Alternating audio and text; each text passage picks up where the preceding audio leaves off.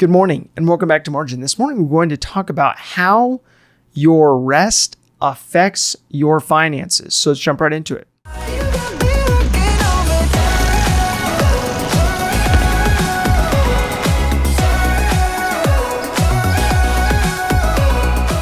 So in the search for margin in life, you cannot simply take on more and more, adding to your responsibilities and your stress without facing whether these additions are actually sustainable. Now, oftentimes we only rest when we crash, and then only if we allow ourselves to rest at that point. Now, this is why I believe that there's so many people dealing with continuous burnout and why it's such an issue. Now, we don't intentionally take the time to rest, and therefore we continue going at 100 miles an hour until we have some force slowing us down. Now, I believe it's a much better tactic to just get some regular R&R along the way, to really preferably get some pre-prescribed time in order to ensure that you're actually getting downtime, that you're actually getting rest and being able to recharge so that you don't have to get to that point where you crash.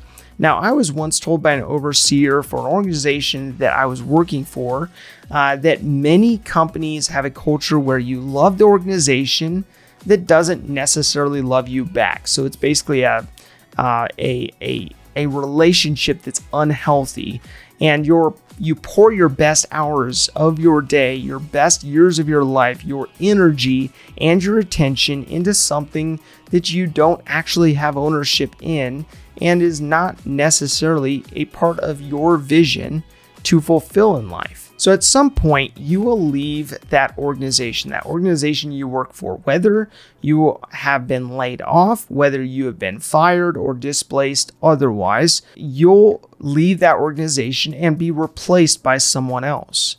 Now, that's not to discourage you, but to impress upon you the importance of not making your job your everything. Now, this person's words have always stuck with me.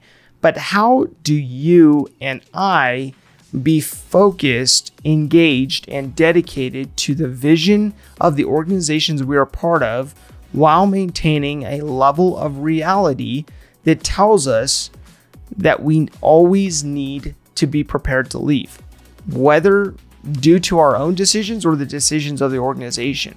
How do we do that? How do we have that right perspective?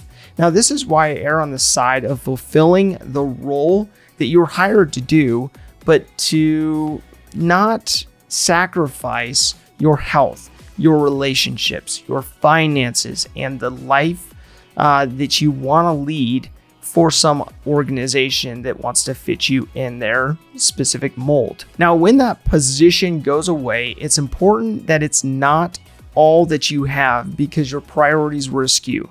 Don't replace something that's merely good, like a job, with something that is best, like your family or your friendships or whatnot. So I hear people justify their unhealthy addiction to work in saying something along the lines of, well, I'll just sleep when I die, or I rest when I sleep, so I don't need to take time in order to rest. But the reality is that you sleep in order for your body to rest, to heal, and to sort. But you actually do need to factor in rest outside of sleep.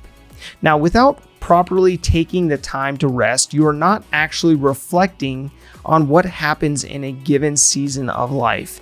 Now, this is when life passes by and you wonder where it went. Now, this rest then enables you to have the downtime to determine what it is that you want out of life and to then adjust the course accordingly to make sure that you're on the right course. Now, the problem that we don't realize is that when we don't rest, when we don't assess where we are at, and when we don't make the adjustments that need to be made, we are in turn not being proactive. So proactive to ensure we are aligning our finances with our actual goals. So when we have not aligned this, then you'll miss the benchmarks you are trying to hit along your journey.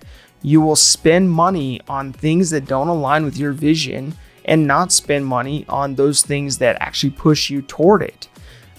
So when you don't rest, I believe that you actually are not allowing for the clarity of mind in order for you to have that clarity of decision making. So your finances and the clarity that comes from rest are more intertwined than you and I would think. So my call to action today is to take this whole rest aspect of life seriously, whether it's starting out and taking a day off per week to reflect, to plan, or maybe even to just make sure you're aligned, or it's to take longer stints of time each year in order to reflect. If this information is helpful to you, please do like, subscribe, and hit the notification bell so you're reminded to come back on a daily basis and improve in managing your personal finances. Thank you for your time. Enjoy your day. We'll see you back here tomorrow.